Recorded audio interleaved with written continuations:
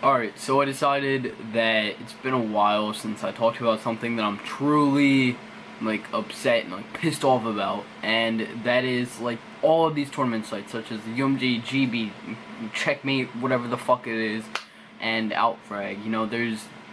There's 4 different sites that we're going to be playing tournaments on, which I don't agree with. I even thought that 2 was too many. I don't like separation of the community. I think it's a very bad idea that there are tons of different homes for players, so it just almost makes the community smaller in a way, because not everyone's going to be on one platform. There's going to be a bunch of people that are loyal to certain sites, and now that there's 4, that's just splitting up the community even more. People are hating it even more, and we already have a bad year ahead of us. A lot of people don't like Remastered. Most people absolutely hate Infinite Warfare, such as myself, and really the only people playing Infinite Warfare right now are pros and people that are aspiring pros. And right now, like I said, UMG, GB, Checkmate Gaming, and Outfrag are the sites. And if you didn't know, I'm pretty sure Checkmate and Outfrag are just S&D, and then UMG and GB are variant different things, mostly S&D, but they have a bunch of different things. So one thing that really, it really grinds my gears, that this is something that has been going on for years now, pretty much ever since tournaments have been a thing. The time that tournaments go and people play tournaments is just absolutely atrocious to people that have school, people that have work, people that have actual lives that still want to play tournaments, and that's what I think is UMG and GB are losing a lot of money in. There are people that don't have the ability to stay up after, say 10 o'clock or something, and they can't play a tournament. Say a tournament runs past 10 o'clock, boom, their team gets forfeited because someone's parents made them get off, or boom, someone's got to go, they're falling asleep, something like that, because they're not used to having to stay up after midnight because they work at 4 a.m., 6 a.m. in the morning. People like myself, I get up at 6:30 a.m. to go to school, and I get off of school at 2 p.m. And if I want to play a tournament, I have to essentially force myself to go to sleep at around 2, 3 o'clock, which is very bad for people such as myself. I'm a sophomore in high school, and I need more than 3 hours of sleep every night, and I can't be playing tournaments if I want to be able to function the next day. And sophomore and junior year are 2 very important years of people's lives, especially in high school in my area. 2 very important years.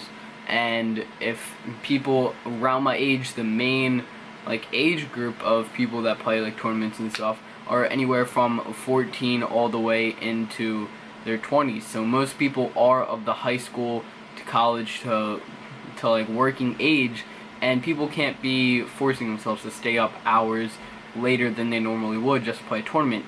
There's a lot of factors that tie into this, and I feel that if they made tournaments they would start at about 3 p.m., have time for everyone to get home from school, settle down, do their homework, whatever. All these sites have to think about people working, people going to school. They have to think about other people's schedules, or else they're going to lose a lot more money. They're going to lose a lot more, trafficking to their sites. And like I said, the schedules for their tournaments, they usually don't start until 8, 9, 10, 11, 12. They all start late at night when people are going to sleep for work in the morning, going to sleep for school in the morning. And there's that money doesn't sleep kind of thing, but you really have to consider that people have parents, people have people forcing them to go to sleep and to be quiet, and they can't do that if they want to play a tournament.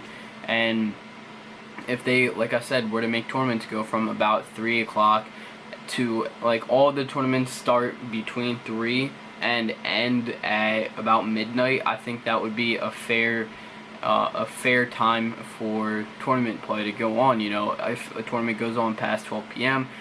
or even starts past 12 p.m., they're going to lose a lot of site traffic. And if they start making their tournaments earlier, they're going to have a lot more people that can stay up to play these tournaments. They don't have to go to sleep 3 hours later than they normally would, 4 hours later than they normally would for work in the morning or school in the morning or whatever. These sites, you know, I could have spent so much money on tournaments and stuff like that if I didn't have to worry about school in the morning. You know, I'll usually do it if I feel I have an easy day the next day, or if I have like it's a weekend or something, but like I can't be staying up and tournament sharking all fucking night if I have school in the morning, and I can't be like juggling tournaments, juggling sites, whatever. And you know, that's even more separation of the community, the people that can stay up and the people that have to get off at a certain amount of time. You know, it's just, if they brought everything together and actually thought about the scheduling of their site and of their tournaments, that would be more income for them. It would be more trafficking, more publicity, more recognition for them. So, you know, if they were to start, you know, most tournaments take a few hours to play, especially if it's on remastered. It takes a while. Usually they're one and done's, best of threes. Usually they're best of threes, which those games can take an hour and a half for one series, and they have to play like 8 series to get into finals or whatever. So like, you really have to think, like, I just don't think these tournament sites such as UMG, GB are thinking with their brains.